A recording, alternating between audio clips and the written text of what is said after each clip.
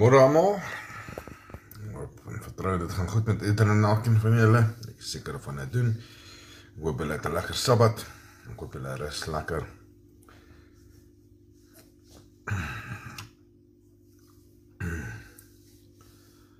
Vandag gaan ons praat oor Jahwe se orde, die man as 'n wetlike hoof van die huis.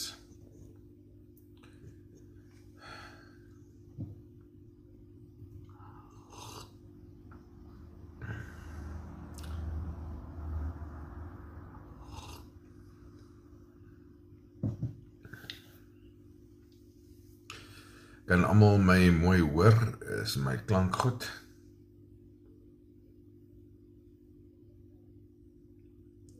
Daar's nie 'n lag op die klank nie. Dankie Lukas. Okay. Laat ons wegspring. Orde is nie 'n mening nie, dit is 'n wet. Ons leef in 'n wêreld of 'n geslag waar mense dink orde is onderdrukking.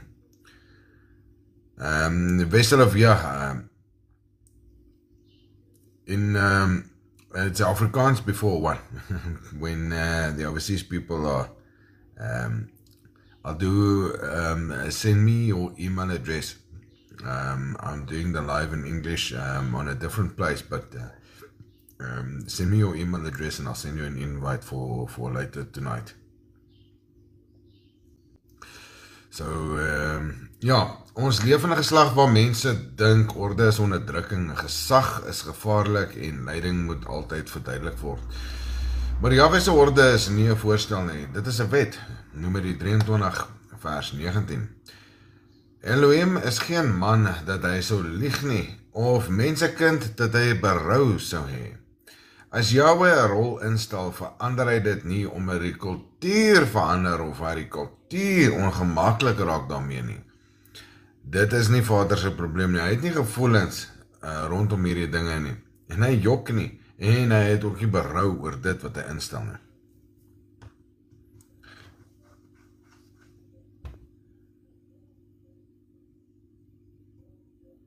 Verkiesing het 'n funksie, nie net 'n titel nie. Genesis 18 vers 19. Want ek het hom uitgekies, dat hy sy kinders en sy huis na hom kan beveel, om die weg van Jahwe te hou, deur geregtigheid en reg te doen, sodat Jahwe oor Abraham kan bring wat hy oor hom gespreek het. So hier is logika wat ons moet toets, né? Hier is 'n logiese struktuur wat in die teks opgesit word, né? Kom ons gaan kyk, punt 1 is verkiesing. Ek het hom uitgekies. So Jahwe kies, Jahwe maak die keuse hier, né? Doel van die verkiesing, dat hy kan beveel, né? Teken van gesag, sy kinders en sy huis. En die inhoud van die bevel, die weg van Jahwe, die Torah, die wette, moet hy leer, en die gevolg van gehoorsaamheid, sodat Jahwe die seun wat beloof is aan hom kan bring. So hier kies Vader vir Abraham, die oorspronklike vader van al die geslagte, en hy sê, ek het hom uitverkies, dat hy kan beveel, in sy kinders en in sy huis. Die inhoud van die bevel is al die wil van Vader, die wette, verordeninge en insettinge, en dat daar die seun daar die lewe oor hom en sy nageslagte kan kom. So hier word die instelling gemaak. Ons kan ook gaan kyk, en julle kan alles gaan toets wat ek sê. Adam was eerste gemaak. Adam het die instruksie gekry, kan al die bome in die tuin eet, maar hy mag van daai en nie eet nie, né? Gaan lees gerus Genesis 2 en 3. Nêrens het Eva bestaan tot daai instruksie gegee was. Sy was eers later gemaak. Maar toe die duiwel na Eva toe kom en vir haar sê, eet van hierdie boom, toe sê Eva vir hom, presies die instruksie wat aan Adam gegee was. So Adam het sy huis geleer. Adam het sy bevel wat hy ontvang het van die Vader deurgegee aan sy huis, en Eva kon die duiwel antwoord. Dit gaan nie oor of sy gehoorsaam was of nie. Die punt is, dit gaan oor die struktuur dat Adam met sy huis bevel gegee, dit wat van Vader afkom. So, dit is iets wat van die eerste mens af bestaan. Ok, ons gaan waar die verbonde begin, en ons gaan praat van Abraham, en Isak en Jakob, want ons as Israel, ons is onder dit. Ek het 'n video uitgebring vanoggend, Covenant en Obedience, gaan kyk gerus om mooi te gaan kyk oor waar dit staan.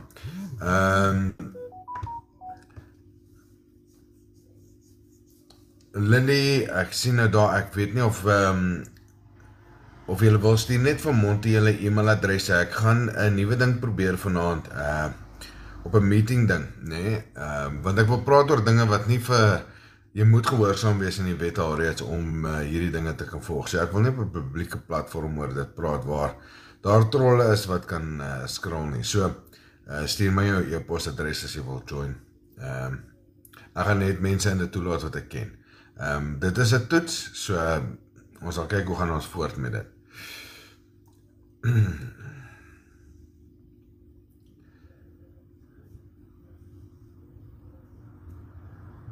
So, hier gaan ons iets sien wat ons nou deur gaan werk, né? So ons het nou die verkiesing, die doel van die verkiesing, die teken van gesag, die inhoud van die bevel en die gevolg van gehoorsaamheid, né? So, verkiesing is Vader kies die man as die hoof van die huis. Die doel van die verkiesing, dat hy die bevele van Vader kan gee aan sy kinders en sy huis, sy vrou, sy kinders en sy huis, né? Dis sy huis. Die teken van die gesag is sy kinders en sy huis, en dan die inhoud van die bevel is Jahwe se wil, Jahwe se instruksies, né? En die gevolg is gehoorsaamheid en ongehoorsaamheid volgens Deuteronomium 28 en Deuteronomium 30. Wat gebeur as jy gehoorsaam is? Wat gebeur as jy ongehoorsaam is? So, hier sien ons, dit is 'n struktuur wat hier opgestel word, wat ons nou van gelees het. So, as stap 2 val, dan val stap 5. Met ander woorde, die doel van die verkiesing, as hy sy bevel nie gee nie, né? As hy bevel nie reg gee nie, né? Dan val dit of in gehoorsaamheid of ongehoorsaamheid. En so die man se rol is belangrik, want daai beveel wat hy moet gee, gaan lei tot gehoorsaamheid of ongehoorsaamheid. Kom ons gaan toets dit. Die man se primêre opdrag om te beveel. Deuteronomium 6 vers 6 tot 7. En hierdie woorde wat ek jou vandag beveel, moet in jou hart wees en jy moet dit in jou kinders inskerp en daarvan spreek as jy in jou huis sit en as jy op jou pad is en as jy gaan lê en as jy opstaan. So, wie word aangespreek? Hierdie is die hoof van die huis. Hoekom gaan Vader nou verby sy orde gaan? Hy praat met die hoof van die huis. Hy sê hierdie woorde wat ek jou vandag beveel, hy gee dit instruksie aan die hoof aan die huis, né? Moet in jou hart wees en jy moet dit vir jou kinders inskerp, né? So hierdie is die huwelik, want hoe het jy kinders sonder 'n mevrou te hê? Verstaan jy, ons moet die logika gaan toets hierso. So hierdie word vir die vaders gegee, né? En daarvan spreek as jy in jou huis sit, en as jy op die pad is, en as jy gaan lê, en as jy opstaan. Met ander woorde, wanneer ook al jy loop, en maak jy saak wat jy doen, jy is die hoof van die huis, jy moet spreek dit wat Vader jou beveel, né? Net soos die Messias beveel was om te sê, word elke vader van elke huis beveel wat hy moet sê vir sy kinders, né? Wat hier nie gesê word nie. Die moeder is nie die plaasvervanger van die boodskap nie, né? Die priester van die kerk word nie gesê om dit te doen nie. Hierdie is aan die kinders van jou huis, né? En die kultuur as 'n gids nie. Okay? Natuurlik praat die priesters met die kinders van Israel, maar hulle praat met die mans van Israel wat daar die boodskap moet oordra aan hulle vrou en kinders. Dit is die logika, dit is die logiese gevolg wat moet volg in hierdie verordening. Deuteronomium 11 vers 18 tot 19. Lê dan hierdie woorde van my weg in julle hart en in julle siel en leer dit aan julle kinders. Dit is 'n groot verantwoordelikheid hierdie. Dit is die woorde van my weg. Met ander woorde die Torah, die wette van Vader wat op die harte van die paas gelê word om aan hulle huishoudings en kinders te leer. As kinders, die logiese gevolg hier, as kinders nie Jahwe ken nie, sy vrees nie verstaan nie, sy wet nie eer nie, is dit die Vader se skuld Want 'n kind onder 20 is onskuldig. Jy het daai verantwoordelikheid om jou huishouding reg te leer.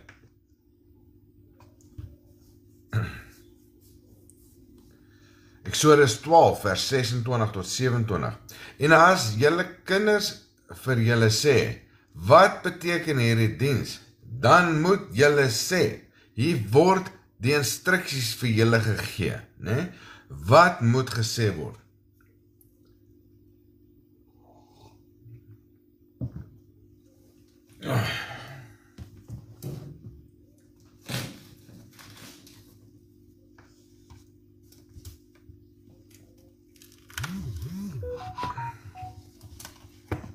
Ons gaan na Eksodus 12 vers 26 en 27.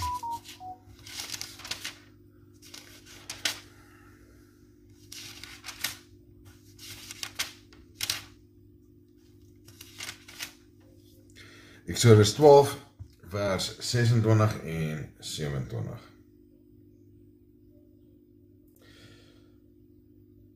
As julle kinders sou vra, wat beteken hierdie verpligting, moet julle sê, dit is 'n paasoffer aan die Jahwe, omdat hy julle in Egipte die Israeliete se huise oorgeslaan het, terwyl hy die Egiptenaars getref het, hy het ons huise gespaar. So die boodskap hier is, hierdie Pesach boodskap, hierdie boodskap wat jy aan die kinders moet gee, word geleer deur die vaders, en dis waaroor vandag se boodskap gaan.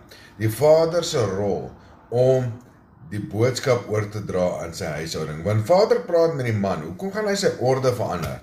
Ons gaan lees nou van die orde wat hy ingestel het, in die Nuwe Testament. Dis die man, die Messias, die vader, die Messias, die man, die vrou en die kinders. Dit is die orde en hy beweeg in daai orde op. Net soos vader nooit sy wette sal verbreek nie, so sal hy ook nooit sy orde verbreek nie. Eksodus 13 vers 8. En jy moet jou seun op die dag vertel. Dit is die plig van die vader om sy seun hierdie dinge te leer en hierdie dinge te vertel. So die vader gee die betekenis van die skrifte, verbind die geskrifte met die geskiedenis, so die kind wat nie verstaan nie gaan sê, dis hoekom dit gebeur het, dit is waar dit gebeur het, so die vader moet kennis dra. So jy as 'n pa, 'n man van die huis, jy gaan hierdie boek, moet bestudeer. Jy gaan gehoorsaam wees met my vader, sodat dit in hierdie boek staan, oopgesluit word aan jou, en dat jy verstaan van dit kry, en dat jy dit met jou familie kan deel. Want die gehoorsaamheid begin by die vader. Jy dien as 'n voorbeeld van die huis. Jy moet loop in die weg en die pad, want jy is die verantwoordelike een. Want jou besluite het jou hele huishouding word gesien as 'n unit. Dit word nie gesien as apart nie. Jy as die pa dra die verantwoordelikheid van jou hele huis. As julle in Joshua gaan lees, ek dink is Joshua 6 of 7, hoofstuk 7, dit is die storie van Jericho, waar Jericho ingeval word. Daar sondig een Israeliet, wat deel was van die weermag wat horings geblaas het en om Jericho geloop het. Vader het 'n duidelike instruksie gegee en gesê, niks mag uit Jericho gevat word nie. Hy gaan vat iets uit Jericho en gaan bære dit in sy tent. Hy word later uitgevang. Wie staan pa vir daai straf? Net hy? Of alles wat hy besit? Sy vrou, sy kinders, sy vee, sy besittings, sy tent, sy matte, sy koppies, sy pierings, sy lepels, alles was vernietig en verbrand en met klippe gegooi oor sy keuse wat hy gemaak het. Hy lei sy huishouding in gehoorsaamheid of hy lei sy huis in ongehoorsaamheid. Jy as die pa staan in daai verantwoordelikheid. Dis 'n groot verantwoordelikheid om te dra. As jy stil bly en nie praat nie, dan praat die kultuur, dan leer die wêreld jou kinders, né? Dan die goed wat hulle by die skool gegee word om te leer, dit gaan leer hulle dan by die skool. En dan vorm die wêreld hulle. En wat is die wêreld? Dit het niks met die Vader te doen.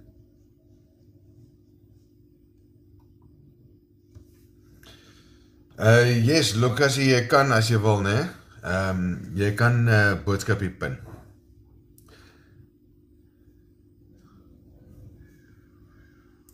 Hallo Nicola. nog in die verse wat ek van praat gepin word, of geskryf word. Dankie. Historiese, of ek maak nou net die aanname, as ek kan. Historiese getuienisse, gehoorsame vaders bou stabiele geslagte. Baie belangrik, né, wat ek nou sê. Gehoorsame vaders bou stabiele geslagte, want dit is waar die instruksie neerkom. Jy moet 'n gehoorsame volgeling nasie uit jou oprig, né? Genesis 26 vers 5. Kom ons gaan kyk. Ons glo in die God van Abraham, Isak en Jakob, né? So wie is Abraham, né? En wat moet in sy geslagte na die tyd gedoen word? Omdat, Genesis 26 vers 5, né? Omdat Abraham na my stem geluister het en my verordeninge, my gebooie, my insettinge en my wette gehou het. Abraham gehoorsaam met eers self, né? Elke vader van elke huis voor hy daai boodskap kan gee, moet hy dit gehoorsaam. Lei dan sy huis, sy nageslag, né? En dan ontvang hy 'n belofte. Dan ontvang hy dit wat beloof word in Deuteronomium 28 en 30 vir gehoorsaamheid. En gaan kyk as jy ongehoorsaamheid, wat is jou straf? Want dit kom met strawwe as jy ongehoorsaam is. As jou kind nie vir jou luister nie, los jy hom net of straf jy hom. So laat daar die vraag beantwoord. Josua 24 vers 15, maar ek en my huis, ons sal Jahwe dien. Hier maak Josua 'n verklaring, Josua 24 vers 15. Hy verklaar, hy sê, ek en my huis, ons sal Jahwe dien. Ek, Wynand Bekes, ek en my huis dien Jahwe. Ons volg sy wette, verordeninge en insettinge. Dit is my keuse as die hoof van hierdie huis. Dit is 'n verklaring, nie 'n voorstel nie.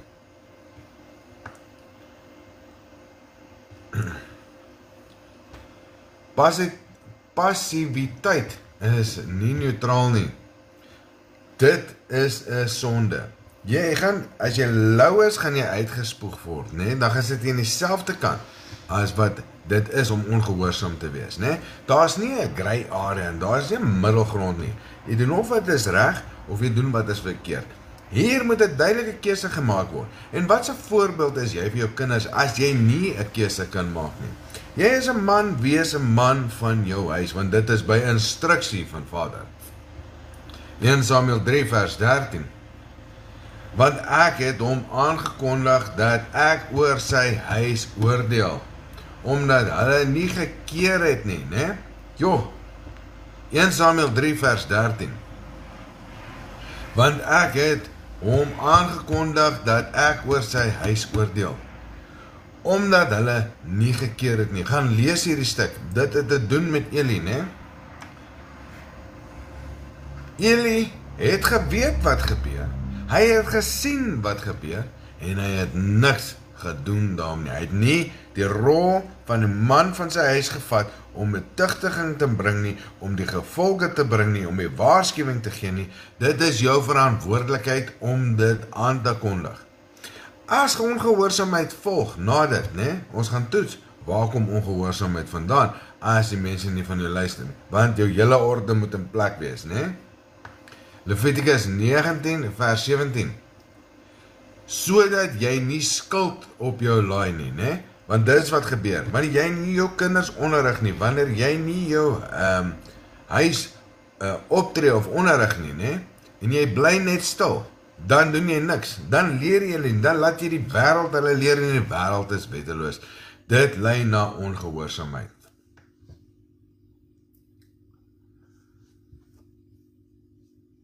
Gesag word toegeken aan die man. Hy kry die gesag, die bevel op gesag. Gesag moet uitgeoefen word. Ongebruikte gesag bring oordeel. Net soos wat Eli het, né? Hy het nie sy gesag gebruik soos wat hy moes nie. En passiwiteit verbreek die verbond. Net om stil te sit en kyk en niks daaromtrent te doen nie, verbreek die verbond. Ek word gereeld, as ek praat, dan word ek gesê, maar dit is so, wanneer die wêreld buite praat gereeld in my familie se ore, né? Dan moet ek wil sê, wat sê die skrif? Sorry papa.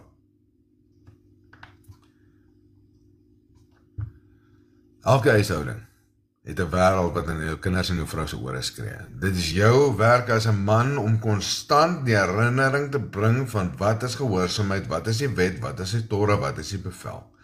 Deuteronomium 28 vers 1 tot 2. Seëninge volg gehoorsaamheid. Deuteronomium 28 vers 1 tot 2. Wanneer jy hierdie wette, verordeninge en insettinge gehoorsaam is, dan sal jy lewe en dan sal jy seën ontvang. Deuteronomium 28 vers 15.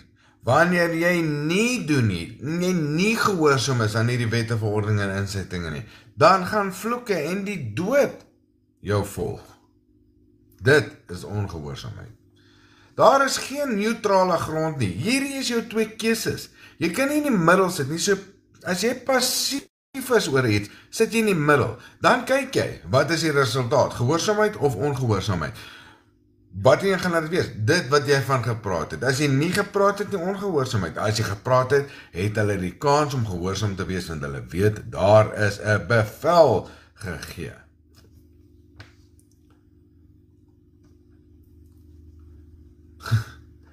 Jahwe vra nie, God vra nie. Is jy gemaklik met dit wat hy vir jou sê? Pas dit jou, pas dit die wêreld? Het jy genoeg selfvertroue om hierdie te doen? Voel jy ondersteun wat ek sê? Vader gee jou nie daai keuses nie. Hy vra nie of jy dit wil doen of nie wil doen nie. Hy stel die voorbeeld. Hy beveel. Hy lei en hy dra verantwoordelikheid. En hy gee dit aan jou, dat jy sal beveel, dat jy sal lei, en dat jy dra daai verantwoordelikheid, of jy lei of nie. Josua 24 vers 15. Kies vandag. Kies vandag dit wat jy wil doen, want dit kom neer op keuses, op alles. Elke ding wat ons vandag oor praat, gaan oor keuse. Jy kies gehoorsaamheid of jy kies ongehoorsaamheid. Jy is nie per ongeluk ongehoorsaam nie. Jy is nie per ongeluk gehoorsaam nie. Dit is 'n aktiewe keuse wat jy maak. Of jy is gehoorsaam of jy is ongehoorsaam, en dit tel in alle vlakte, en ons sal nou daaroor praat in die orde van die huishouding ook. So wanneer mans stil bly, of hulle nou 'n profeet is, of nie, né? Jy word volgens Eksodus 19 aangestel as 'n priesterdom vir Jahwe. Ja, daar was ander priesters en magistraatse priesters. Dis nie van sprake nie. Jy word as priester aangestel, want jy moet as priester optree binne jou huis.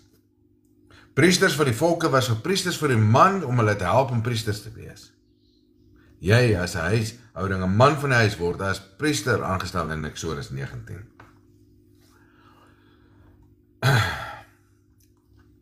Die geskiedenis van die skrifte, die Ou Testament, is nie net die verlede, die dinge wat in die verlede gebeur het nie. Dit is 'n getuienis van wat ons moet doen, van wat ons reg doen en wat ons verkeerd doen. Daarin lê die voorbeelde van wat ons moet doen. Die skrif is nie net geskryf om ons te troos nie. Dit is geskryf om ons te waarsku. 1 Korintiërs 10 vers 11, en hierdie moet as 'n beginsel optree. Hierdie dinge het hulle as voorbeelde oorgekom. Luister mooi, hierdie is 'n beginsel, 1 Korintiërs 10 vers 11.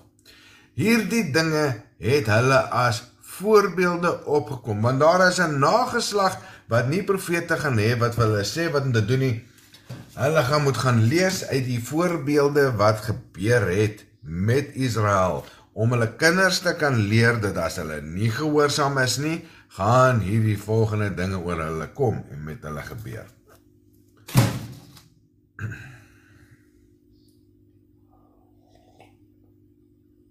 Ek is baie passievol oor hierdie topic. Dis baie belangrik. So as ek voel ek gil op jou, ek doen dit nie. Ek wil hê jy moet luister. Ek wil hê jy moet hierdie punt baie rustig opvat. En hierdie is vir elke man om te ondersoek. Ek praat met die mans vandag. Ek gaan nou met die vrouens praat. Ek praat nou met die mans. Ons moet eengesind raak, broers. Ons moet ons huise in plek kry, want ons huise moet beskerm word. As jou huis nie in die laar is nie, as jou huis nie in die beskerming van Vader is nie, en jy kan alleenlik in die beskerming tree wanneer jou huis gehoorsaam is. Wanneer jou huis gehoorsaam is daar niks wat jy hoef te vrees nie. Maar wanneer jou huis ongehoorsaamheid bevat, kan jy maar vrees, want daar gaan vloeke oor jou kom. Ek sê dit nie, gaan lees Deuteronomium 28, dis nie my woorde nie. 1 Korintiërs 10 vers 11, dis 'n beginsel. Hierdie dinge het hulle as voorbeelde oorgekom, sodat ons weet wat gaan gebeur, né? Wat Jahwe in die geskiedenis doen hy nie lugraak nie. Hy wys patrone. Hy het ons voorbeelde gegee van name wat aan kinders gegee word as profete, soos in die geval van Hosea, om profetiese rede te gee en om goeders uit te beeld en te wys. Hy het as Samuel sy naam beteken om jou gebed is gehoor. Niks is sonder betekenis nie. Al daai goed gaan toekomstig vir iemand iets beteken, gaan toekomstig vir iemand 'n voorbeeld wees. Jy moet jou geskiedenis ken. Jy moet weet wat name beteken. Jy moet weet wat gehoorsaamheid beteken. Jy moet weet wat ongehoorsaamheid beteken. Jy moet weet wanneer jy moet lei. Jy moet weet wanneer jy moet beveel. Jy moet weet wat jy moet lei. Jy moet weet wat jy moet beveel. En al hierdie dinge word in die eerste 5 wetboeke vir ons gegee wat om te doen.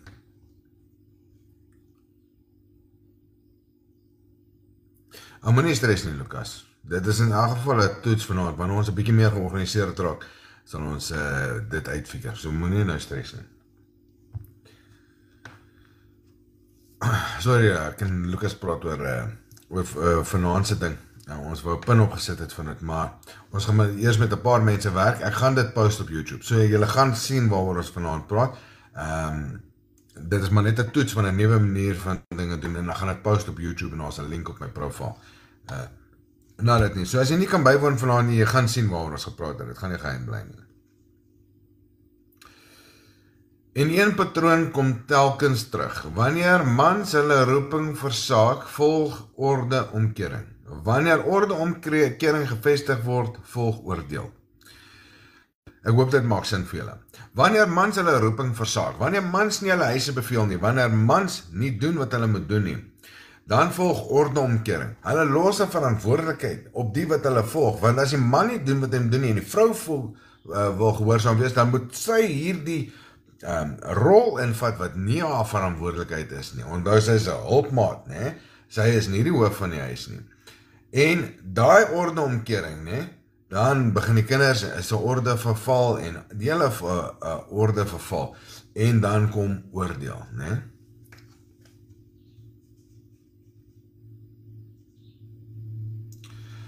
Die profeet noem orde omkering 'n oordeel, nie 'n vordering nie, né? So dit word 'n oordeel genoem wanneer jou orde van jou huis begin omgekeer raak, né? Jesaja 3 vers 12. My volk, kinders is hulle onderdrukkers en vroue heers oor hulle. Hier word 'n aantuiging gemaak, 'n oordeel gemaak. My volk, kinders is hulle onderdrukkers en vroue heers oor hulle. Sien ons dit nie in soveel huise vandag nie. Dat die vrou dit die baas wil wees en die kinders kan nie beheer word nie. Hulle moet hierdie nannies inkry om die kinders te kom dissiplineer, want die ouers kan dit nie self doen nie. Die kinders heers hulle. Dit was nie vir daardie tyd 'n ongewone ding nie. Dit gebeur tot vandag toe, want daar is wetteloosheid in die huis. Die vader tree nie op en neem bevel oor sy huis nie. Jesaja 3 vers 12, my volk, kinders is hulle onderdrukkers en vrouers heers oor hulle. O my volk, die wat jou lei, verlei jou en vernietig die weg waarop jy moet gaan. As jy luister vir die wêreld, gaan hulle vir jou sê, 'n man en 'n vrou is equal. Waar is die orde nou? Kan jy sien hoekom hierdie huise omgekeer raak, en hoekom hulle val, of die vrou word die baas en die man word tweede geplaas. Hoe gaan die boodskap van vader ooit by die man uitkom? Hy gaan nie die man skiep om by die vrou uit te kom nie. Die vrou gaan op haar eie opinies moet oorleef.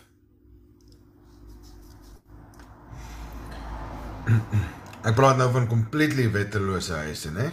Hierdie is 'n baie groot stryd vir wêreldse ding, wanneer ons is in 'n ontwaking, so daar is vrouens wat wakker word, waar die mans nog nie wakker geword nie, of mans wat wakker word, waar die vrouens nog nie wakker geword het nie, en hierdie ordes is besig om hulle self reg te stel en in 'n plek te vind. Daar is unieke omstandighede, ek praat oor die algemene rule of thumb, né? En enige man wat lief is vir die woord van Vader, sal nooit 'n probleem hê met enige bevel, maak nie saak hoe hard die woorde is nie. En hy sal doen wat Vader van hom verlang. So let op wat ons nou gelees het in Jesaja 3 vers 12. My volk, met ander woorde, dit is sy uitverkiesde volk, dis Israel wat hiermee gepraat word, né? Dis die verbondsvolk, gaan luister na die video wat ek vanoggend gemaak het. Die covenant en gehoorsaamheid, né? Hierdie, my Vader sê, my volk, dis die een wat hy uitgekies het, dis die een onder die verbond, né? Nie heidene nie buitestanders nie, dit is die verbondsvolk. Kinders is nie net ouderdom nie, maar onvolwassenheid, emosionele leiding, met ander woorde, kinders, die wat onder jou gesag val, né? Vroueheers, nie is 'n belediging aan vroue nie, dis 'n ordeomkering. Dis nie beledigheid, dit die vrou se orde is deur Vader ingestel, dis nie deur my ingestel nie. Dis nie my gesê, die vrou moet onderdanig wees aan my nie. Vader het gesê, ek word 'n hulpmaat. En my vrou vat daai rol as my hulpmaat. Wanneer ek die bevele, verordeninge en insetting aan my huis verkondig, dan sê my vrou vir my kinders, jy het gehoor, jou pa praat van die wette, verordeninge en insettinge wat Vader ons beveel. Sy is my hulpmaat, sy reinforce daai statement wat ek maak.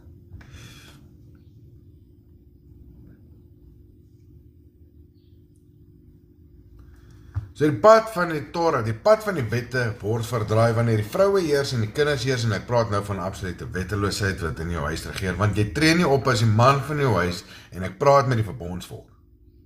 Ek praat met die volk van Israel, die een wat in die verbond getree is, jy moet hierdie doen. Hierdie is 'n bevel aan jou om jou kinders te leer om 'n nageslag vir Vader te wees. Hier word dit in Jesaja vir ons verduidelik, Jahwe beskryf dit as 'n klagte, nie as 'n viering nie. Daar word nie geseëvier en gesê, dit is goed wat julle doen nie. Dit word 'n klagte by die man sy voete gegooi om te sê, jou kinders regeer oor jou en jou vrou regeer oor jou, jy is op oordeel, jy is op aanklag en hier gaan straf volg waar jy hierdie orde breek.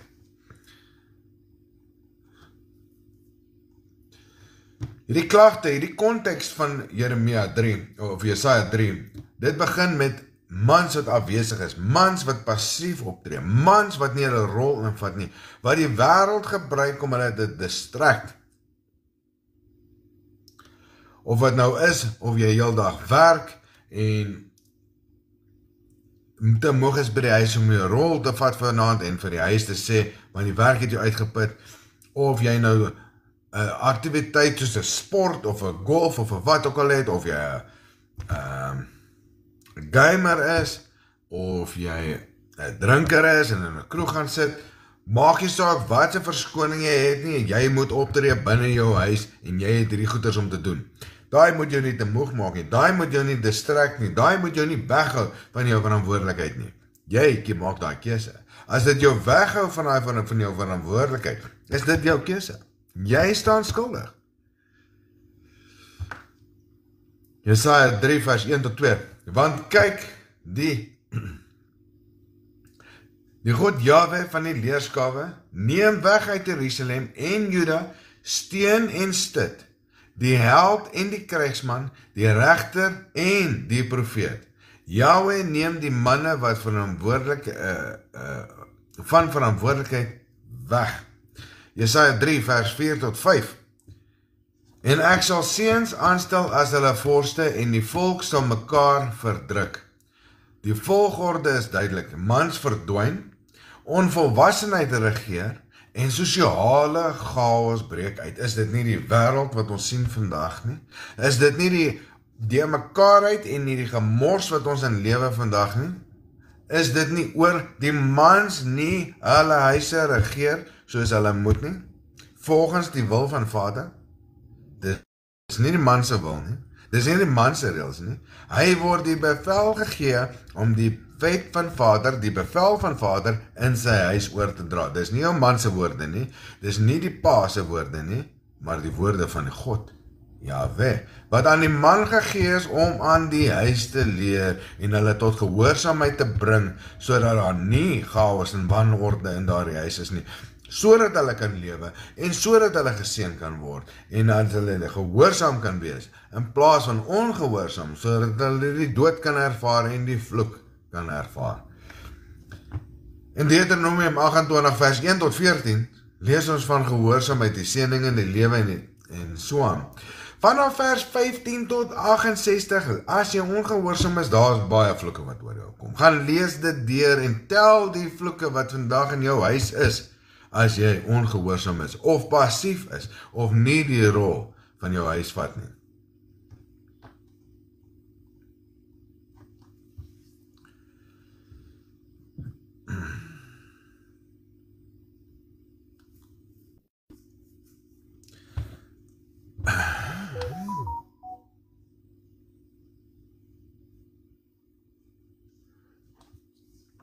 Ek sien 'n comment hierso. Hilda, wat het jy gevra?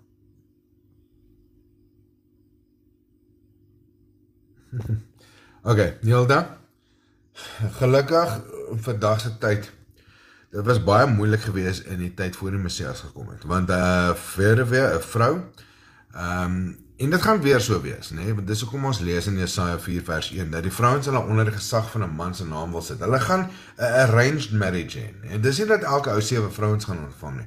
Dis arranged marriages soos met koninkryke. Hulle wil onder 'n man se gesag val, want dit is 'n baie belangrike posisie. Maar jy vandag as 'n weduwee met kinders kan onder die Messias gaan staan. Hy kan jou verteenwoordige man wees. Maar jou lering gaan jy of by 'n publieke platform soos hierdie moet kry. Vader sal ook in jou huishouding vir jou leer via die Torah. Die Torah is perfek. So elke antwoord wat jy soek, sal jy altyd in die wette kry. En jy kan tussen susters leer. Jy kan ook 'n boodskap stuur aan 'n broer wat op 'n publieke forum dit beskikbaar maak om 'n antwoord aan jou te gee. Wees net altyd versigtig om by vrouens of waar mans, getroude mans is, om by hulle mans leiding te kry.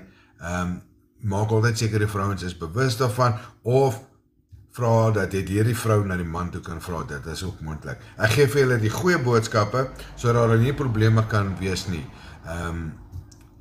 Ek hoop dit beantwoord jou vraag. Maar as jy onder die authority wil staan, dan kan jy onder die Messias staan, hy kan die naam wees bo oor jou, vir tyd en wel, maar jy kan dan ook op verskillende maniere uitreik na mense, as jy 'n spesifieke antwoord soek, maar jy sal jou antwoorde kry in die wette, die eerste 5 boeke van die skrifte. Ek het nog elke antwoord wat ek nog ooit gesoek het, of wat my vrou my gevra het, daar gevind.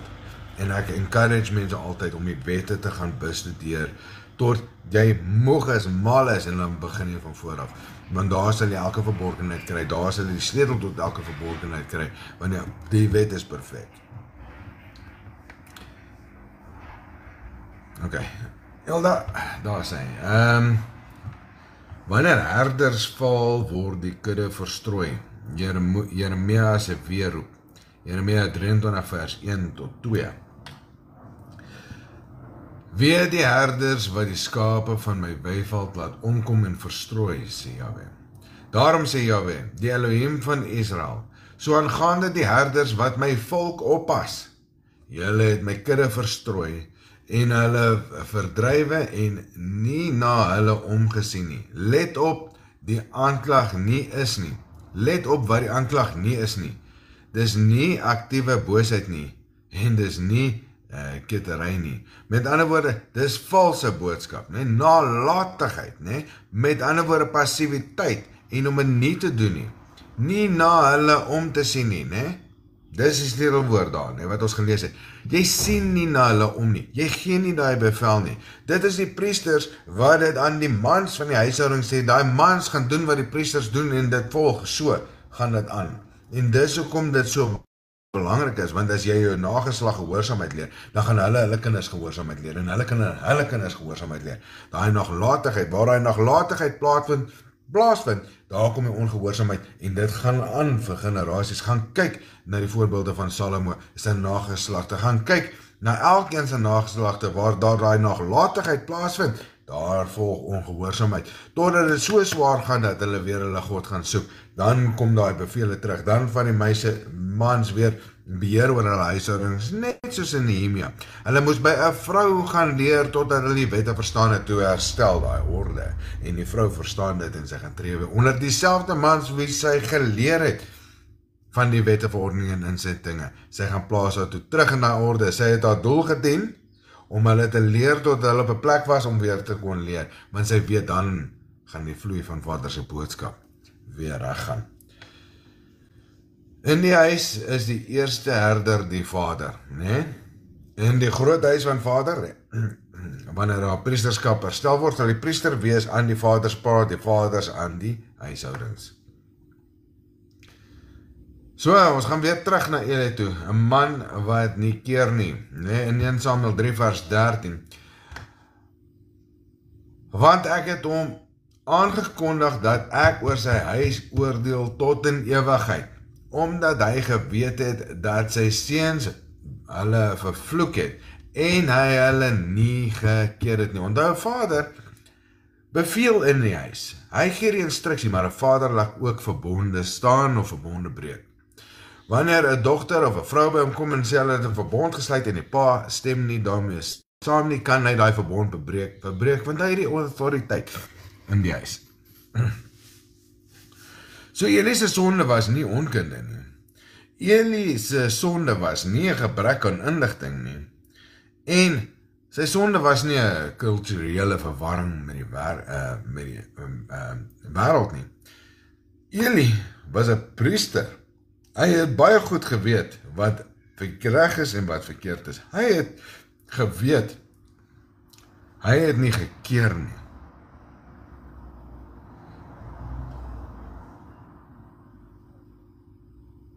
Oh. 1 Samuel 2 vers 29. Waarom eer julle seuns meer as my? Met ander woorde, jy laat die kind doen net wat hy wil, want jy eer die kind meer as die vader, in plaas van om te sê, dit wat jy doen, dit is verkeerd. Passiviteit is nie neutraliteit nie. Dit is 'n keuse. Onthou, ons het in die begin gepraat van, jy maak keuses, of jy kies wat is reg, en kies wat is verkeerd, of jy kies gehoorsaamheid, of jy kies ongehoorsaamheid. Ek is besig om 'n kramp te kry, en net gaan 'n bietjie opstaan, my bene rek.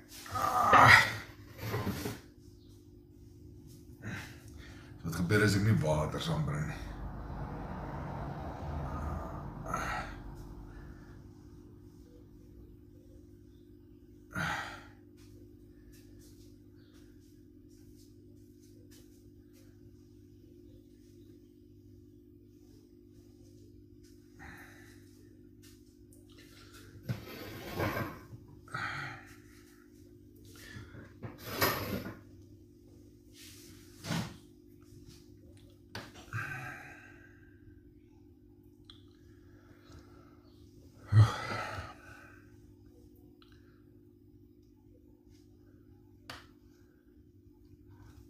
Voor ons aangaan, miskien kan ek vir ons net gaan, ek moet net vir my water gaan haal.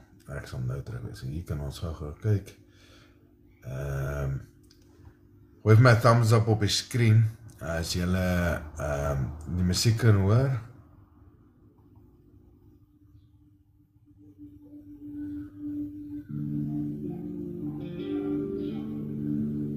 Dit is 'n bietjie van Hallelujah, Voice of Zion ons hier op. Hy maak vir ons lekker musiek, wat in die waarheid is, wat skriftuurlik korrek is. As hy. Ek is nou terug. Luister maar so 'n bietjie na hierdie mooi liedjie.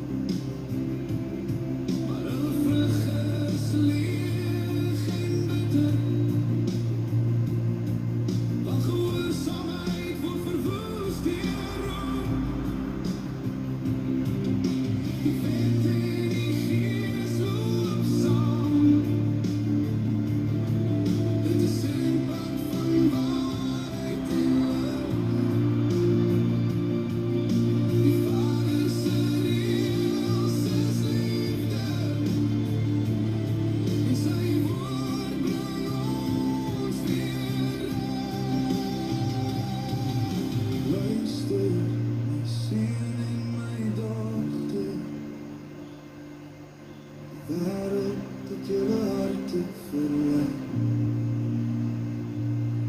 Maar die stem van die Vader roep nog altyd, bly in my woord en wandel in my weg.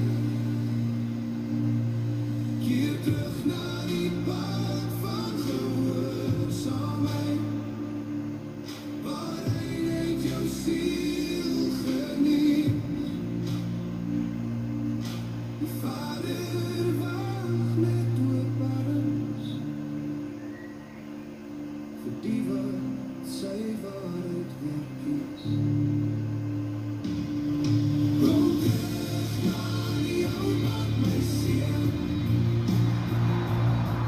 Kom terug na die waarheid van jou bloed.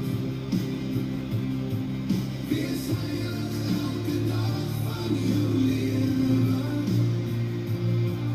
want die Vader se wet is goed. Die pad van gehoorsaamheid bring vrede, 'n pad van reinheid en geloof. Moenie sê jy is sonder genade en leef sonder sy woord. My kinders, draai terug na die lig. Laat staan die wêreld en sy pyn. Want sien lê in gehoorsaamheid, in vrede en reinheid van gees en verstand.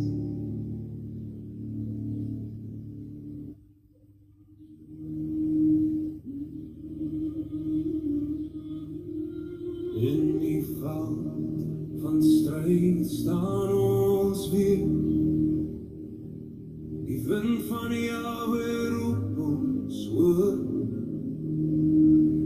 Nie deur swaard of vlees se krag, maar deur sy gees, deur sy lig en mag. Die aarde sidder, die hemel weeg. Ons sou geskree klink sterk en seer.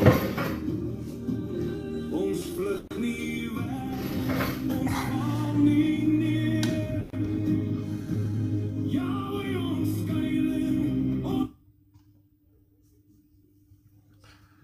Daar is hy, ek is terug. Trampie gaan afloop, bietjie water gaan drink. Ek het vergeet om my magnesium te drink gisterand. Ek kry maar krampe en goeders, dit is maar deel van die gesond word van dit wat met my gebeur het. Alright, die wet bevestig dat stilte dra skuld. So as jy stil bly, dan dra jy skuld. Levitikus 19 vers 17. Jy mag jou broer in jou hart nie haat nie. Jy moet jou naaste sekerlik teregwys, sodat jy nie skuld op jou laai nie, né? So as jy nie praat in 'n situasie nie, of dit nou met jou broer is wat besig is om verkeerd te tree, daar is 'n tolle manier om dit te doen. Dit word nie in die publiek gedoen nie, dit word nie op TikTok uitgesaai, die sondes van die broer nie. Dit word in stilte met hom bespreek, maar daardie teregwysing moet in liefde plaasvind, jy met sy broer. Dink wat jy nou doen is nie 100% volgens Torah. Kom ons redeneer 'n bietjie hieroor. En kyk wat sê die skrifte. Ons wil tog nie fouteer nie, maar die punt is nie hoe om dit te doen nie. Die punt is jy moet nie stil bly nie. Skuld word op jou belaai wanneer jy stil bly. Wanneer jy nie doen wat jy veronderstel is om te doen nie, gaan jy skuldig bevind word, of jy nou daarvan hou of nie. Of jy nou passief was en nie met jou kinders wil beklei nie, of nie met jou vrou wil argumenteer nie. Jy wil nie in daai posisie wees nie. Jy staan terug, jy gaan skuldig bevind word. Die wet sê, as jy nie kan keer nie, dra jy skuld. Nee? Met ander woorde, jy hoef nie heeltyd te keer nie, maar jy moet daai waarskuwing gee. Die waarskuwing, daarna kom 'n keuse, nee, 'n besluit, gaan of gaan nou nie. Jesaja 3 vers 18. As ek aan die goddelose sê, jy sal sekerlik sterwe en jy waarsku hom nie. Die wag wat nie waarsku nie, word geoordeel. Daai skuld word op jou gelaai as jy nie waarsku nie. As jou kind verkeerd doen, hy kan die keuse maak daarna om ongehoorsaam te wees, maar jy, as die pa van die huis, dra die verantwoordelikheid om te sê, dit wat jy nou doen, is nie volgens die bevele, wat ek van my Vader aan jou oorgedra het nie. Ordeomkering as 'n geestelike vloekpatroon. Met ander woorde, Deuteronomium 28 vers 15 tot 68 dit val in daardie kategorie van ongehoorsaamheid. Wanneer die man nie lei nie, kinders regeer deur emosie. Met ander woorde, daar is geen dissipline nie, daar is geen vrees vir gesag nie. Dan wil hulle gil en skree, jy gaan te kere en jy moet mense gaan kry wat spesialiseer om jou kinders te kom beheer. Waar in jou lewe ek sal my doodskam. En vroue dra onregmatige las. Wanneer jy nie as die man, as jy sê ek in my huis volg die wet, ons dien Jahwe, en jy tree nie op as die bevelvoerder van jou huis in daardie orde nie, belas jy jou vrou met 'n orde verantwoordelikheid wat sy nie voor aangestel is nie, né? Dit sê nooit, die vrou is die hulpmaat, sy is die een wat jou boodskap moet aandra, sy is nie die een wat vir jou die boodskap moet gee, of namens jou die boodskap gee nie. Al wanneer sy die boodskap namens jou gee, is wanneer jy reeds daardie bevel, daardie orde in die huis gestaf het, en jy is by die werk en sy is by die huis, dan sal sy vir die kinders sê, dit is nie reg om te doen nie. Onthou jy nie dit wat jou pa geleer het, by ons Vader wat in die hemel is nie, hoe jy moet leef en hoe jy moet reageer en hoe jy moet doen nie, dis waar die vrou intree as die hulpmaat, sy is daar om die kinders te herinner aan dit wat die pa hulle geleer het. Dan, die huis raak onstabiel, konflik kom, verwarring kom, en dan volg wetteloosheid. Want dan is daar nie 'n orde in die huis nie, en dan kan hierdie wetteloosheid insypel deur die skole se leer, deur die wêreld se leer, deur YouTube, die TikToks en die invloed gaan heeltemal jou huis omvergooi. En ek gaan een van hierdie puzzelstukkies wat opkom van TikTok, ek gaan moet skef anders te end in my life. Sommer vir my.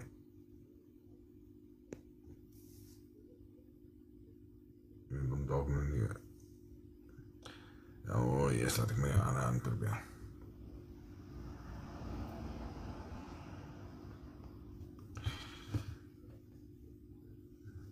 Ag, yesie.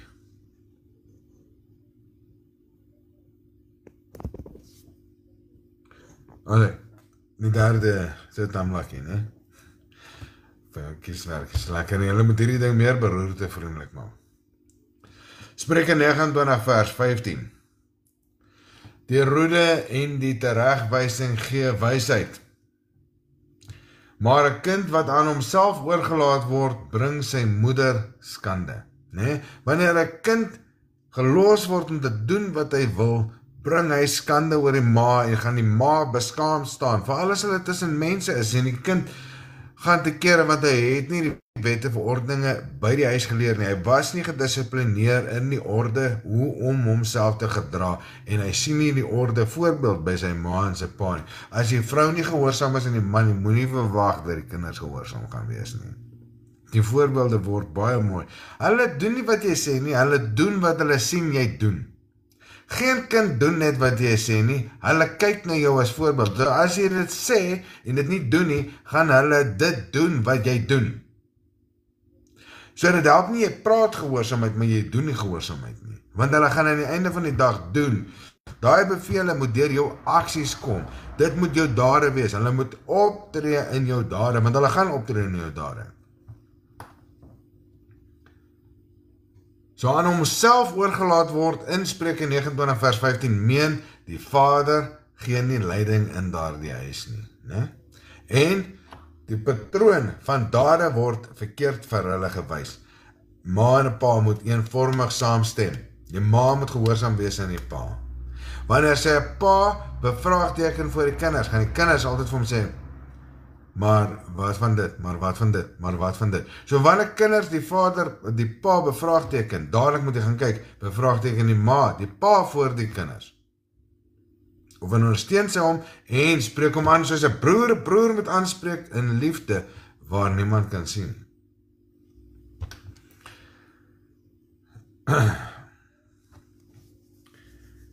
Die geskrifte waar geen openbaring is nie, raak mense wetteloos. Met ander woorde, as daar nie vir hulle gewys word, wat is die lig nie, gaan die duisternis oorneem. Spreuke 29 vers 18, waar geen openbaring is nie, raak die volk losbandig. Maar welgeluksalig is hy wat die wet bewaar. So as daar geleer word wat die wet is daar nie losbandigheid nie. Want daar is 'n orde, daar is beginsels, daar is verordeninge, daar is wette. Jy hoef nie te wonder wat om te doen nie, dit word nie oorgelaat om jouself te reinvent nie. Jy weet wat om te doen, want dit is wat die Vader verlang. Want hy sê, dit is reg. Dawid sê vir ons, die wet is perfek. So wil jy perfek wees, doen die wet. Wil jy regverdig wees, doen die wet. Al hierdie dinge, en jy kan gaan lees in Psalm 119, dat al hierdie dinge is deur die wet gedefinieer. In Psalm 119. So losbandig is sonder perke en sonder wet, wetteloosheid. Psalm 82 vers 5. Hulle weet nie en verstaan nie, hulle wandel rond in duisternis, al die fondamente van die aarde wankel. Wanneer gesag verdwyn, wankel fondamente. Wanneer die wet verdwyn, wandel fondamente en het daai huis geen fondasie om op te staan nie.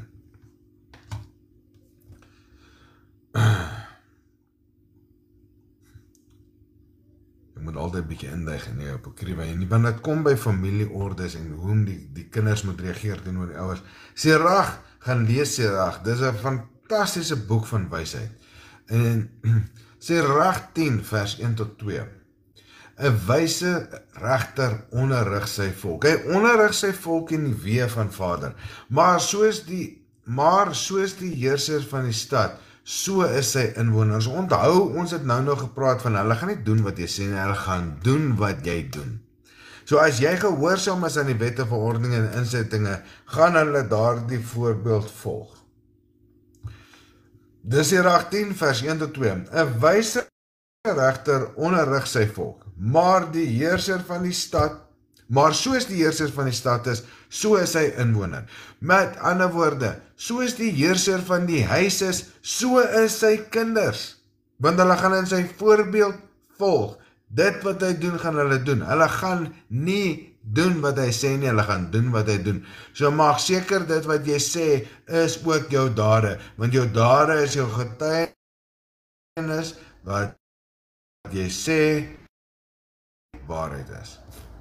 Regterhande wees dade, en dit moet op jou gedagtes wees volgens Deuteronomium 6, onthou wat jy dink en wat jy doen, wat jy sê en wat jy doen, moet dieselfde wees, want dit wat jy dink is wat jy gaan sê, wat jy sê en wat jy doen. Jou ja moet jou ja, jou nee moet jou nee, hou altyd by die torre.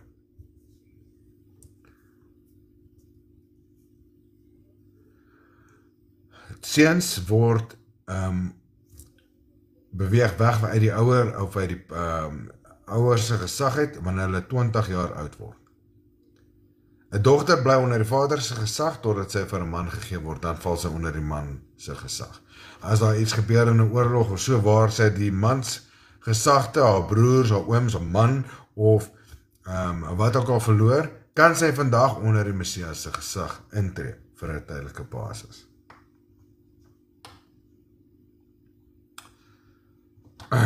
Pas dit toe op die huis. Soos die Vader is, so word die huis. Soos die Vader die huis regeer, soos die Vader die huis beveel, so sal die huis wees. Sirach 26 vers 28. 2 dinge maak my hart bedroef, en die derde maak my woedend, 'n man wat geen gesag het nie. Dit maak vir Sirach woedend, want hy het nie gesag nie. Met ander woorde, as hy nie gesag het nie, laat hy al die generasies wat volg oor aan wetteloosheid, aan ongehoorsaamheid, en verloor Vader sy mense wat in 'n verbond, wat hy uitgekies het vir hom, om hom te volg, om lewe te hê, om by die seëninge te wees. So gaan hulle eerder gevloek en gestraf moet wees. Vader haat so iets. Let op, dat dit nie die vrou se gesag is nie, maar die man wat nie gesag het nie. 'n man sonder gesag, nie 'n vrou sonder gesag. Sy staan nie skuldig nie, sy val onder jou. Tobit, kan ons geleer in Tobit 4, verse 1 tot 6, ek gaan 'n samevatting gee met 'n sleutelvers. Onthou, my seun, Jahwe al jou dae. So Tobit beveel sy seun, herinner hom aan die wet, onthou Jahwe, want dit is wat het is om Jahwe te onderhou. Stel jou rigting vas. Daarom word sy huis beskerm, daarom word sy huis herstel. Want hy is gehoorsaam en hy beveel sy seun. So sy seun gaan beveel gee aan sy seun en sy seun gaan beveel gee aan sy seun die wette van Vader, want dit is om Jahwe te onderhou, om sy weg te onderhou, om sy weë te onthou. En dan vestig jy jou naam. Dan vestig jy jou generasie. En jy vestig jou generasie van gehoorsaam is aan Vader. Jy doen goed wat in reg is, wat in Vader se oë is. So, kom ons maak 'n logiese gevolgtrekking. Volgens die profete, geskiedenis en die wysheid wat ons gelees het vandag. Gesag wat nie gebruik word nie, word weggevat, word onttrek. Leemtes in orde word gevul met chaos en wetteloosheid. Chaos word dan genormaliseer in jou huishouding, jy verloor totaal en alle beheer en dan volg oordeel oor jou huis. Hosea 4 vers 6 en dit word baie gebruik, ek sien op alle platforme, mense wat dit aan my quoteer, moet dit volledig quoteer. Hosea 4 vers 6, my volk gaan te gronde weens 'n gebrek aan kennis. En reg aan die einde van die vers is die belangrike gedeelte, hoekom hulle nie kennis het nie, want hulle verwerp die wet. Gebrek beteken, dit wat veronderstel om daar te wees, is nie daar nie. Met ander woorde, verwerp die wet, want 'n gebrek kom deur wetteloosheid, deur die wet wat nie daar is nie. Wanneer die wet daar is daar geen gebrek nie. So hier volg 'n waarskuwing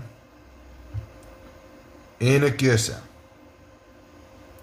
Jahwe se grootste aanklag teen mans is nie altyd die sonde wat hulle gedoen het nie, maar dikwels dit wat hulle toegelaat het om gedoen te word in hulle huise en tussen hulle broers. Nehemia 4 vers 14. Veg vir julle broers, julle seuns, julle dogters, julle vroue en julle huise.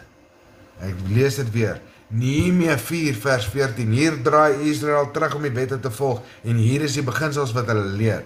Veg vir julle broers, maar stel hom tereg in stilte volgens die wet wanneer hy wetteloos optree. Veg vir julle broers, julle seuns, want hulle is die nageslagte, julle dogters, want hulle gaan trou en nageslagte saam vorm en hulle moet die mondstuk en die hulpmaat word van die nageslagte. En julle vroue, want hulle is julle aangestelde hulpmate deur Vader, né? En julle huise, want julle huise vorm die nageslagte wat Vader dan moet dien.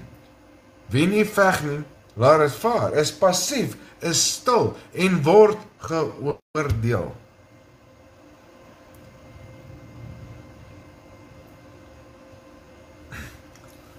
We het baie met die mans gepraat, maar ek gaan vandag ook 'n bietjie praat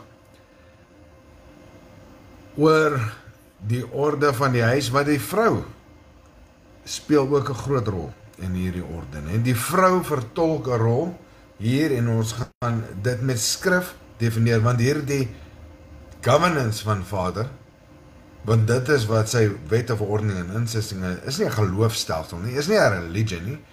As jy die koninkryk wil ingaan, die koninkryk het 'n governance.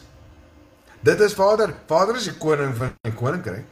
Hy het Yeshua Messie aangestel as die koning van in sy koninkryk en hy het gesê, hierdie is my governance.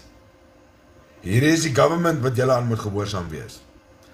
So die wet en verordening is nie net 'n stel reëls wat jy moet volg nie, dit is nie 'n religion nie, dit is 'n government om in die koninkryk te kan leef. As jy nie comply met daai government nie, kan jy nie in die koninkryk ingaan nie. As jy nie saamstem met daai government nie, kan jy nie in die koninkryk ingaan nie. Dit is die requirement reg in die laaste boek van Openbaring 22 vers 14. Jy moet die gebooie onderhou om in die koninkryk te kan wees.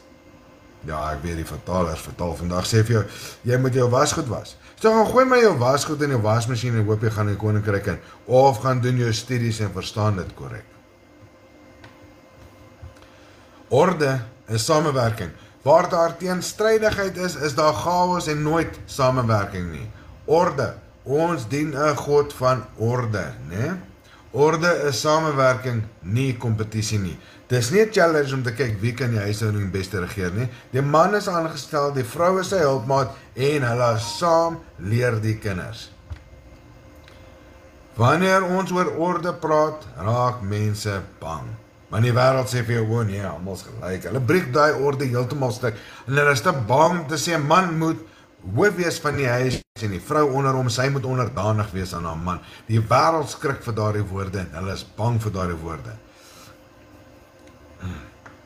My vrou, alles wat ek hier sê vandag, weet my vrou, sy is hier in die comments, sy is Monty Bekes. So ek sê niks agter my vrou, en ek sê niks wat sy nie moet hoor nie, want ek weet, my vrou is my hulpmaat. Wat ook al ek sê, kom van die Vader af, en ek kom en bestudeer dit uit sy Torah uit, en sy ondersteun dit wanneer dit kom by die kinders. Want orde is al so misbruik, dis hoekom mense bang is vir dit. Gesag is al so verdraai, en leierskap is as selfsugtig toegepas. Onthou, Torah, Levitikus 19 vers 18, gee vir ons dat die Torah is liefde vir jou naaste, soos vir jouself. So jy kan nie aan jou naaste, of dit jou vrou of jou broer is, iets doen wat jy nie aan jouself sal doen nie. Dis wat dit beteken. As jy goed is vir jouself, wees dan goed vir jou naaste. Dit sluit jou vrou in, né? Sy is nog nader naaste as jou broer. Sy word een met jou. So dit is, jy moet vir haar lief wees, soos wat jy lief is vir jouself, want sy word een met jou. Maar misbruik kanselleer nie 'n roeping nie. So ek gee nie om hoeveel keer orde al misbruik is en hoe die wêreld al dit getwist en draai het nie, en ek weet nie, gee nie om hoeveel keer gesag verdraai is nie. Ons het 'n verantwoordelikheid om dit te doen. Dit word aan ons gegee. So ek gee nie om hoeveel keer die wêreld dit misbruik het of hoeveel keer die wêreld dit gekanselleer het nie. Ek is nie van hierdie wêreld nie. Ek en my huis dien Jahwe. Jahwe se orde is goed. Sy roeping is vol wysheid en sy wet is volmaak, is perfek. Psalm 19 vers 8. Die wet van Jahwe is volmaak. Dit verkoop die siel. As Jahwe rolle instel, doen hy dit vir beskerming, vir stabiliteit en vir lewe, volgens Deuteronomium 28 vers 1 tot 14. Die vrou is 'n hulp, nie 'n teestander nie. Dis 'n skepingsorde. Dis nie my instelling nie. Dis nie hoe ek dit sien nie. Dis nie my interpretasie of my opinie nie. Genesis 2 vers 18. En Yahweh Elohim het gesê, dit is nie goed dat die mens alleen is nie. Ek sal vir hom 'n hulp maak wat by hom pas. Dis nie goed dat Adam alleen is nie. Hy moet regeer oor hierdie tuin. Die orde is klaar ingestel. Hy moet regeer en hy moet leer en hy moet doen en hy moet werk in hierdie tuin. Daar word aan hom 'n hulpmaat gegee. 'n Hulpmaat wat by hom pas.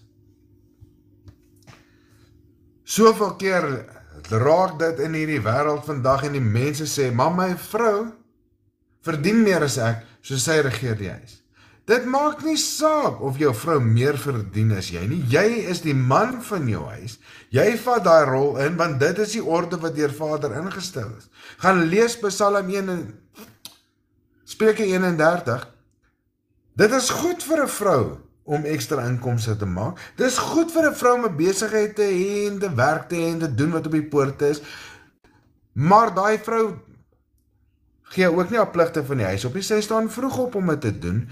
Sy het die reg om dit te doen. Sy kan vir haar man sorg terwyl hy praat in die poorte. Nêrens vat dit weg van daai man dat hy in beheer is van die orde van sy huis omdat sy vrou meer verdien nie. Dit het niks met inkomste te doen nie. Dit gaan oor die bevele van Vader wat aan hom gegee word. En as 'n vrou meer verdien as die man, dankie vir die seëning vir die huis, want sy is 'n hulpmaat. So sy dra by en hulp tot die huis as dit so gesien kan word.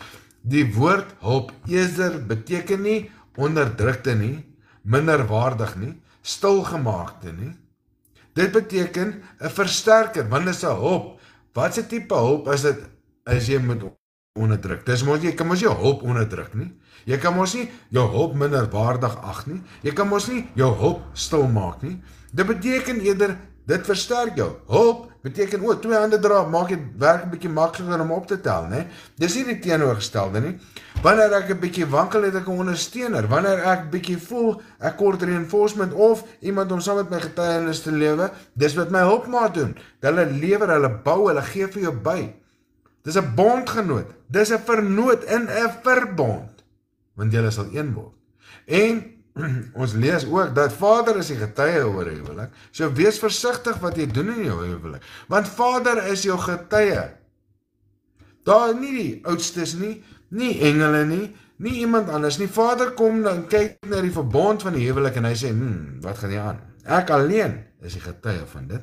Ek alleen kyk wat in hierdie huwelik aangaan, want 'n vrou is 'n geskenk van Vader. Hy wil kyk wat het jy met daai vrou gemaak? Hoe het jy haar geonderrig? Hoe het jy haar gelei? Hoe het jy haar geleer? En vir die vrou gaan hy kyk, het die man jou reg gelei? Was jy hom gehoorsaam my keuse? Want die keuse om 'n man gehoorsaam te wees, kan nie verwaarlik wees nie. Jy kan nie voorwaar sê, maar ek gaan my man gehoorsaam wanneer hy reg optree nie. Nee. Gehoorsaamheid behoort aan Jahwe. Jy is gehoorsaam aan Jahwe, want hy sê vir jou wees gehoorsaam aan jou man, of jy is nie gehoorsaam nie en tree op in jou eie gesag. Want daar staan geskrywe dat jy jou man sal gehoorsaam wees en as jy hom gehoorsaam is jy Vader gehoorsaam. Daar staan nie wees jou mans gehoorsaam wanneer hy reg optree nie. Want die gehoorsaamheid behoort aan die Vader. Weereens, hier word jou gedrag getoets. Nie die gesag wat oor jou aangestel is nie. Ek kan nie nou wetteloos teenoor my regering gaan optree, want hulle volg nie wet en verordeninge nie. Dit is 'n gesag wat oor my aangestel is deur die Vader. Ek moet nog steeds binne die wette optree, maar binne my Vader se wette. En ek moet respekteer sy wil. Weens my sondes het ek 'n regering oor my wat ek nie wil hê nie. Maar ek moet binne daai regering gehoorsaam bly aan hulle, want hulle was aangestel deur my Vader, totdat hy my bevry van daai regering. Kan ek vry word van daai regering, maar nie totdat hy my bevry het nie. Psalm 121 vers 1 tot 2. My hulp is van Jahwe, né? My hulp is van Jahwe. Onthou 'n vrou het hy vir jou gegee as 'n hulpmaat. Hy gee vir jou daai hulp om jou te help, om jou te ondersteun, om by jou te staan, om in verbond saam met jou op te tree. As Jahwe self hulp genoem word, is dit nie 'n lae rol nie. Dit is 'n funksionele rol binne orde. Met ander woorde, dit versterk jou. Dit gee jou vaardigheid. En dit gee jou 'n stem, dit gee jou krag, dit gee jou hulp, dit gee jou baie dinge, né? Want selfs Vader word as 'n hulp vergelyk. As hy dan as 'n hulp vergelyk word, dan kan as 'n vrou met 'n hulp vergelyk word, kan dit mos nie iets slegs wees nie. Psalm 121 vers 1 tot 2, Nicola. Psalm 121 vers 1 tot 2. My hulp is van Jahwe. As Vader as hulp vir man kan wees, en 'n vrou word as hulp, hoe is dit dan 'n slegte plek, 'n slegte verteenwoordigheidsrol vir 'n vrou?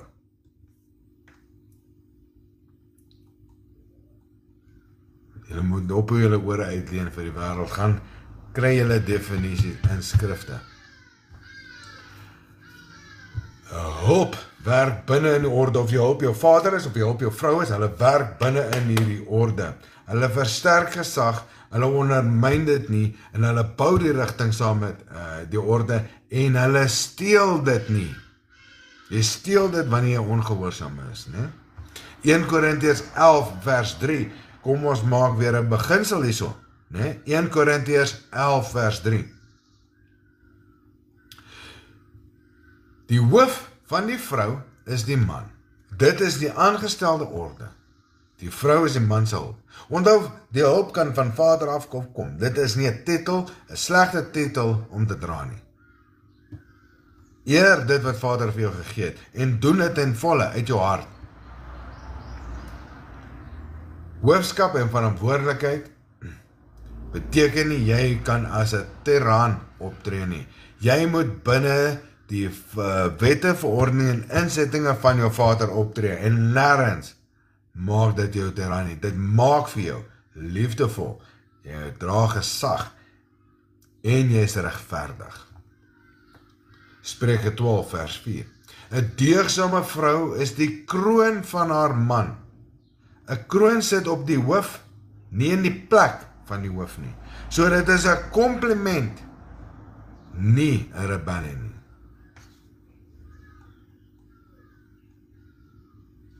Gehoorsaamheid is aan Jahwe en nie aan 'n man se stemming nie. Baie vroue sê, ek sal gehoorsaam wees as hy dit verdien. Maar gehoorsaamheid is nie 'n reaksie nie, nie 'n beloning nie, is nie 'n emosionele transaksie nie. Spreuke 3 vers 5 tot 6. Vertrou op Jahwe met jou hele hart. Wanneer gehoorsaamheid voorwaarlik raak, skryf jy gesag van Jahwe na jouself. Jy maak jouself nou in beheer. So jy raak 'n afgod vir jouself. Deuteronomium 5 vers 16. Eer jou vader en jou moeder. Eer begin boontoe, nie ondertoe nie. Die getuienis van die vrou is sigbaar vir die kinders. Met ander woorde, onthou wat ons nou van gepraat het. Hulle gaan doen wat jy doen, né? Eksodus 20 vers 12. Eer jou vader en jou moeder. As 'n moeder haar man bevraagteken voor die kinders, hom ondermyn, hom verklein neer, leer die kinders, gesag is onverhandelbaar, rebellie is normaal en orde is opsioneel. Daar neek al jou geslagte wat jou volg in hulle moeder in. Spreuke 29 vers 15. Spreuke 29 vers 15.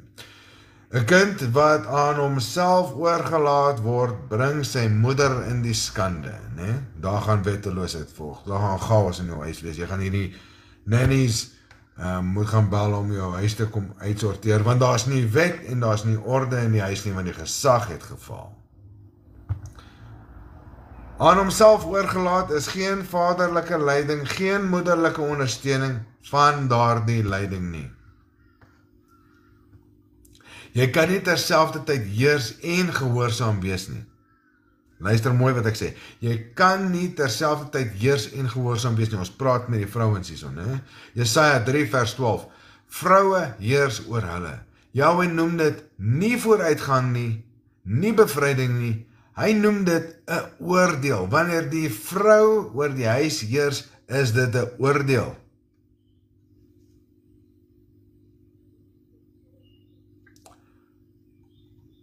Dit beteken nie vroue is onbekwaam nie. Dit beteken hulle dra 'n las wat nie hulle sin is nie. Dis nie 'n las wat op hulle moet wees nie. Sirach 25 vers 22. 'n Kwaad vrou is soos 'n juk wat swaar druk. Sirach 25 vers 22. 'n Kwaad vrou is soos 'n juk wat swaar druk. Hoekom? Nie omdat sy 'n vrou is nie, maar omdat orde omgekeer is.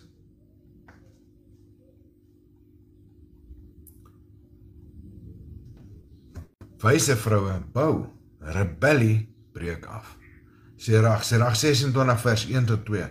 Geseënd is die man wat 'n goeie vrou het. 'n Ordelike vrou is 'n gawe van Jahwe. Sirach 26 vers 13. 'n Saggeaarde vrou is 'n vreugde vir haar man. Sagtheid is krag onder beheer, nie swakheid nie. Ek gaan dit weer sê. Sagtheid is krag onder beheer, nie swakheid nie. Sirach 25 vers 24. Deur die vrou het sonde begin. Die konteks hier is nie die vrou wees wat sonde begin het nie, maar die orde wat omgekeer was. Toe Adam daar kom, toe doen hy wat die vrou vir hom sê, in plaas van die vrou wat gedoen het wat Adam vir hom sê. So hy het toegelaat om nie, hy het passief opgetree, of hy het ingestem op 'n verbond wat hy moes kanselleer, want hy moes man van die huis staan en daardie bevel, daardie verbond wat gemaak is, afwye. Dan het die sonde nie bestaan nie, maar hoor hy ingegee het en nie sy plek in die huis opgevat het nie, het ons in sondeval gekom. So jy kan nie die vrou daar blameer nie. Die man moes sy rol vertolk het soos 'n man.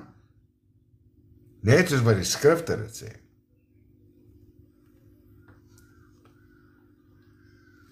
In Tobit lees ons van 'n praktiese model van orde. Tobit 10 en 11, ek gaan net julle voorbeeld gaan lees, Tobit 10 tot 11.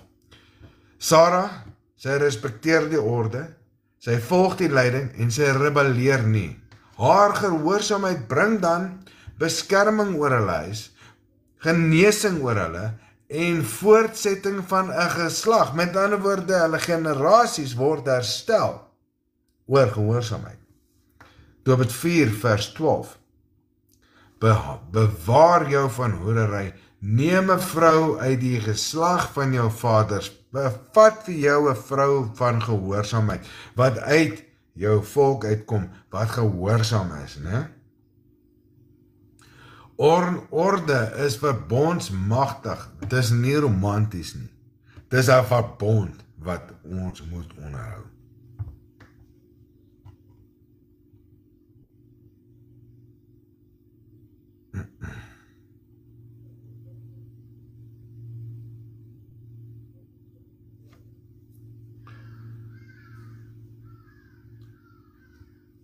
Pringles, dit is net wat die skrifte sê, maar daar is baie verantwoordelikheid waaroor ons gepraat het vandag, né? Die vrou moet nie teen haar man optree nie. Daar is albei het gesondig. Nie een is onskuldig in die verhaal nie. Albei het verkeerd gedoen wat in die orde van die huis moet gedoen word. In plaas van mekaar ondersteun het albei geval. Die een en die ander ene teleurgestel. So 'n skuldra op albei van hulle. Ek hoop dat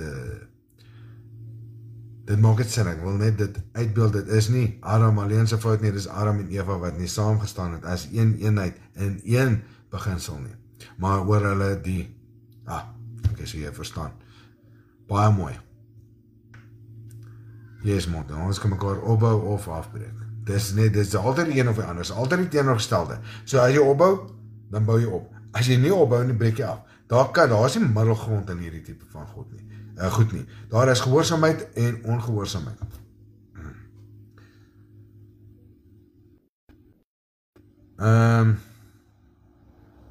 Abigail, die wysheid binne orde, nie opstand nie. 1 Samuel 25, en ek gaan net die sleutelwoorde gaan gee, ek gaan lees hier self vir julle.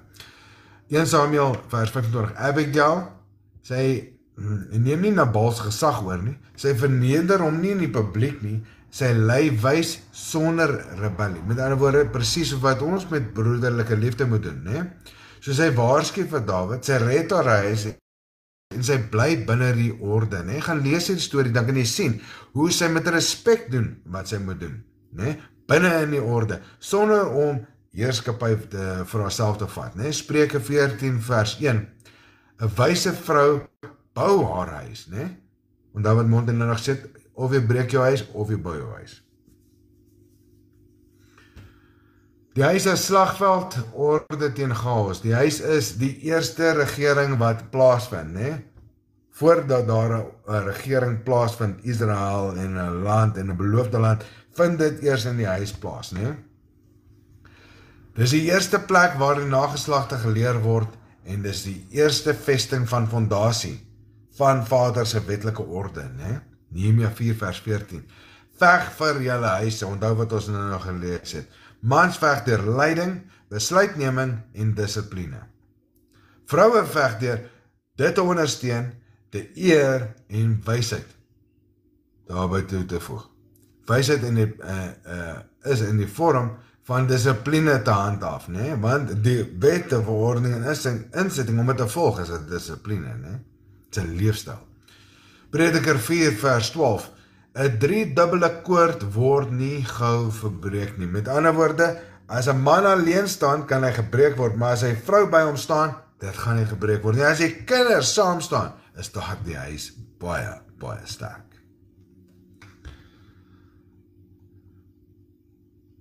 Nou hier is die groot ding.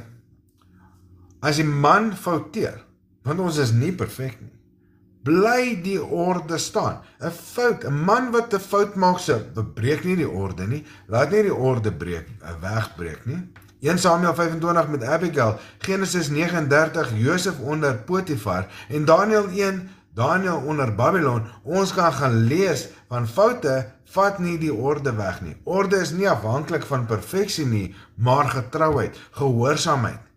Dit herstel die orde. So as daar 'n fout gemaak word, daardie fout sal reggestel word, solank as wat die orde gehou word, solank as wat die gehoorsaamheid in plek staan. Volgens die wet, die profete, die geskrifte en die wysheid, Jahwe stel die orde in, nie die mans nie. Hulle verkondig net dit wat aan hulle verkondig is.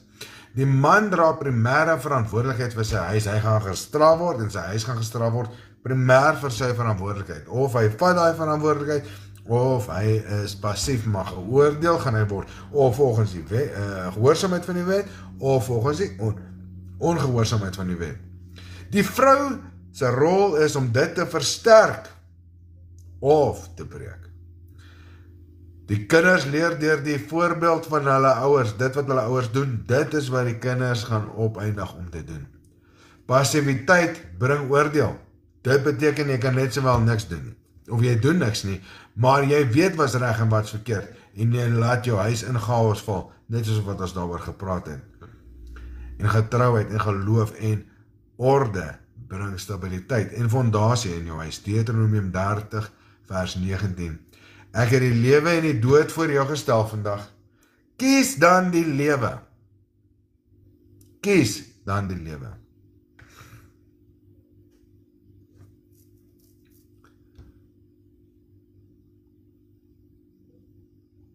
So hier is 'n oproep aan elke huis. Hier is nie die vraag nie of jy gemaklik is met dit nie. En nêrens het ek gesê, is dit oké met julle? Ek sê vir julle wat die woord sê. Ek sê vir julle hoe ek in my huis die Vader dien.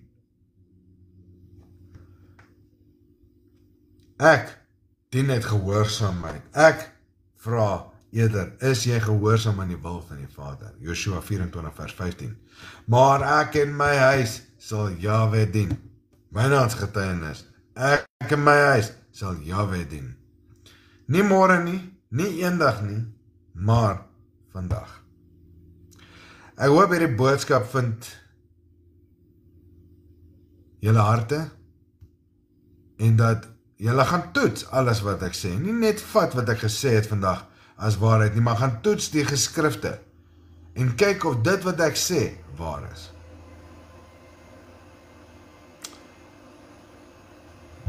Daarmee gaan ek julle groet. Die van julle wat by vanaand se toetslering wil wees, gaan in Engels wees. Stuur vir my julle e-mailadresse in privaat boodskappe. Dan sal ek vir julle uitnodiging stuur en dit gaan op YouTube gepost word. So as jy dit mis of nie, dan gaan dit op record en dit gaan op YouTube gepost word. Maar dit is net 'n baie meer eksklusiewe omgewing om in te praat en so aan. En dit gaan van mense reg oor die wêreld insluit. Dit is 'n groot plesier. Ek hoop die boodskap was goed vandag.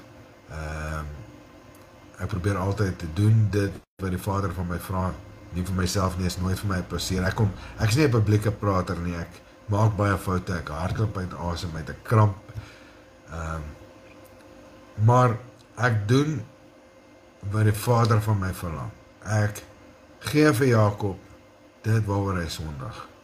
Wat ek vertrou en wat ek leer uit die wette, verordeninge en insettinge wel sonde is. Net soos wat dit verklaar word in 1 Johannes 3 vers 4. Dat sonde is 'n oortreding van die wet. Dis wetteloosheid.